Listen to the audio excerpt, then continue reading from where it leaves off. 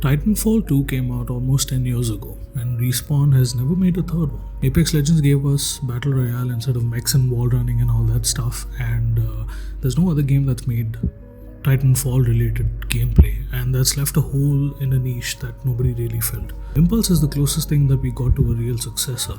And it's not even from Respawn, it's from the team that made Splitgate. And today I'll be breaking down everything it does, what it gets right, what's still rough, and whether it's actually worth your time right now. Empulse is a 6v6 movement shooter set in Freehold, which is a vertical post-utopian city. Teams fight for map control, but the twist is the mechs that are located around the map. There are usually two, one for each team. They're not in a separate mode, but they're an objective that you fight for mid-match, and whoever controls these mechs, they control the round.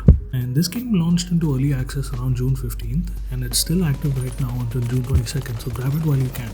And it has been released on PC, PlayStation, Xbox, and pretty much all the platforms, all the core platforms. And the free demo is live right now for you to play, and that's actually how I'm recording this video. The studio behind this game is 1047 Games. If that developer name sounds familiar, that's because they are the ones that made Splitgate, the portal shooter that blew up in 2021 with its beta and then had 500,000 concurrent players ever since. I'll get into why that matters more than you think later in this video, because Empulse is not just a new game for these guys, it's a make or break moment after the flop, the big flop that we saw in Splitgate 2. Let's talk about the actual gameplay, starting with the movement mechanics in this game, because that's the entire identity of this game. You've got wall running, and unlike most shooters that copy this mechanic, you can wall run forward and backwards, which is a small detail, but it completely changes how you can escape a fight or reposition mid-fight. And then there's the grapple hook, which you can chain directly into a wall run using a grapple swing. And from there you can do mid-air kills, and with honestly one of my most favorite mechanics, the thruster system when you jump. We last saw this in Black Ops 3, and we saw a burst version of this in Advanced Warfare. I just want to go off topic here for a bit. Advanced Warfare will be one of the most underrated Call of Duties in the old era of Call of Duty, and if you have a problem with that, quit this video. Anyway, back to Impulse. All this movement in this game, and it's incredibly smooth. It's in fact one of the smoothest gameplay mechanics that you'll ever experience in an FPS shooter. It's that feel of Counter-Strike, and it's definitely got that feel of Overwatch as well. As you can see with the hit markers and the movement and the gun mechanics, there is no traditional aiming down sight unless it's a scoped weapon like you can see now. The gameplay is a lot like Overwatch and some elements of Marvel Rivals as well. Then there's hollow jumps, and that adds another layer of verticality. And what this basically means is that when you fight in an FPS shooter, most of your fights in gameplay is usually linear. It's on the ground level or if you jump around and stuff. But this adds a lot of verticality. This brings back gameplay that we've seen before in terms of all the modern era Call of Duties where exosuits and futuristic stuff were brought into play. This is very interesting because if you remember from Overwatch, one of the things that you can't do as much is jump. There's no verticality in that game. And this is kind of like Overwatch meets Titanfall meets Call of Duty.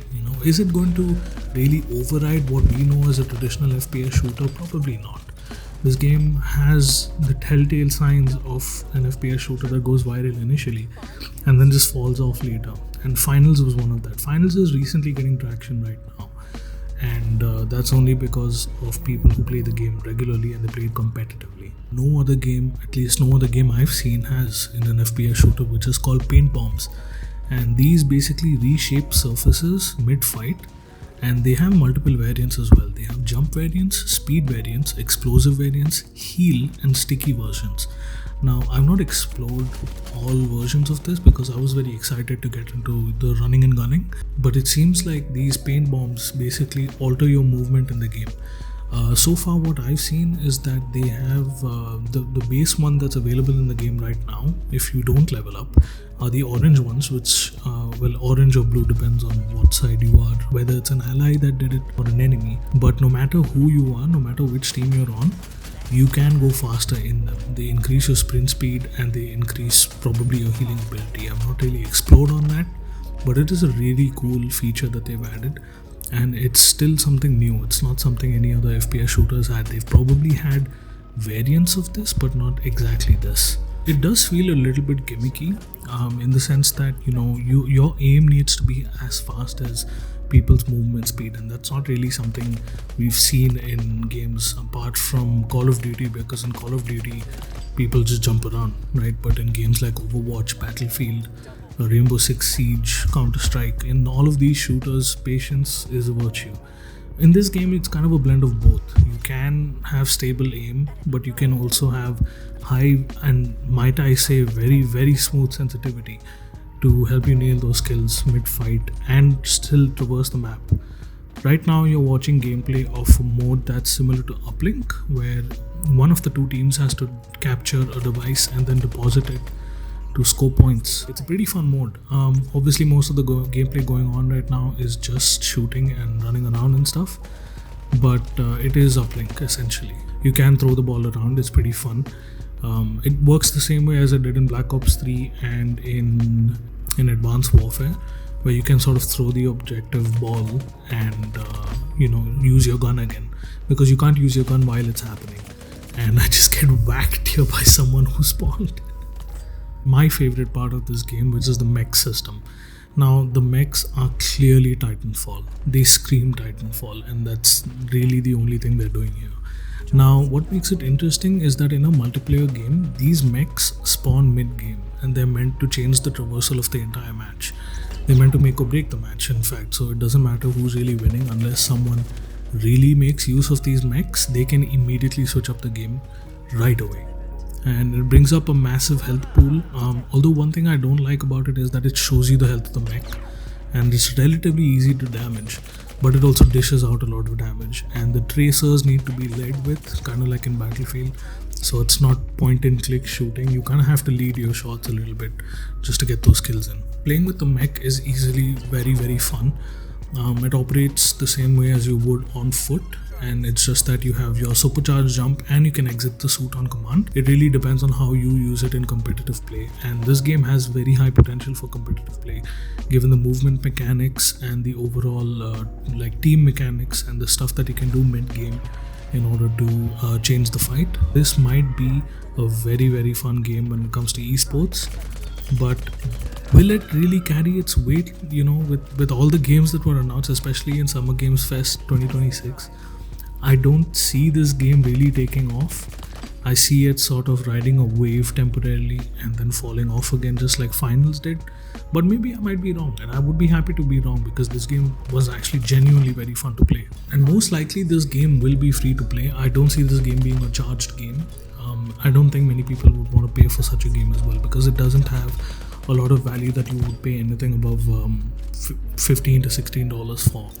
But that's not to say that the game is bad. I just mean to say that the game itself has that element of free to play. You can kind of feel it. It's kind of like this other game called Fragpunk.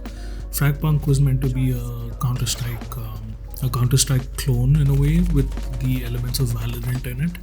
And this game is like both of them combined, but there is no real recoil control or hard point traces that you need to really focus on. It is a spray and pray game, but the game is very smooth, and the sound, the sound of this game is really, really good. The directional audio for enemy footsteps, the overall mechanics, sounds, and even the gunshots are actually very, very satisfying. Now let's go into why this game matters for the developers at 1047 Games. 1047 Games built their name on Splitgate, and it was a very popular game for a very, very long time. One of the biggest things that ruins the game is microtransactions, so let's hope that there's no clown nonsense going on with this game. 1047 built their name on Splitgate, but the follow-up, Splitgate 2, the one that launched relatively recently, it got really bad numbers. It relaunched in December as Splitgate Arena Reloaded, and it peaked initially with just over 2,000 concurrent players, but it hasn't crossed 1,000 daily players since February. And just to put that in comparison for you, here are some numbers on screen right now of the top played games on Steam, and you can clearly see that those numbers that Splitgate was doing is insanely bad. Internally, there are reports that say the studio is treating Empulse as their last real shot to prove that they can deliver a hit FPS shooter, and that context changes how you watch this game develop, because this isn't a side project. It may feel like that, but once you start to understand like the developer story and the failures that they had to go through with Splitgate, it's insane. And this game might just make it or break it for them. Now, just to wrap up, let's talk about the actual concerns about this game without being biased. Okay, is this game in its best shape right now? Surprisingly, yes, it is. It is pretty polished for a game that just came out and that is still in its demo phase, probably with crowd testing. But the game is surprisingly very smooth and polished. Now, as with any game, if you see the early days of Rainbow Six Siege, it's nowhere near what it was in the past, because when it initially released, it was bare bones and we were happy with just that. And now, me personally, I can't stand that game now. There's just too much on screen, there's too much to look at, there's too much to think of, and I can't be asked, honestly. Now, the game, in terms of feeling unfinished, it doesn't feel unfinished. But me personally, I don't like shooters that are so run and gun.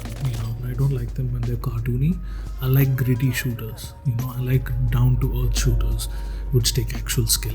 Now, don't get me wrong, this game does take actual skill, and I in no way claim to be like an amazing FPS player, But this game is surprisingly very smooth. There is no balancing issues as of now. There's no server performance issues. For a game that's in early access, the stability is insane. Now, is Impulse worth your time?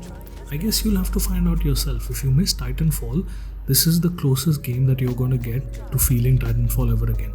Obviously, if you're anything like me, you might just go and just download Titanfall again and just play the campaign, because that game was amazing. But let me know down in the comments below, how do you feel about this game?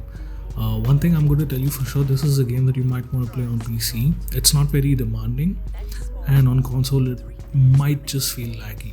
I have a feeling that the sensitivity controls are going to probably feel exactly like they did in Overwatch, and Overwatch is again a game I really don't play. So it depends on you. What's good enough in the long term once the demo period ends? That's the real question, and that's what I'm going to be tracking in the follow-up videos. Stay tuned, subscribe, drop a like and follow for more information on this game and other games, and I'll see you soon. Let me know down in the comments below what you thought of this game when you played it. And in another note, I have a couple of episodes coming out for Resident Evil. The next one is more lore heavy, and the one after that, you're going to want to tune into that, because you're going to visibly see me lose my shit. Thank you for watching, subscribe and stay tuned for more.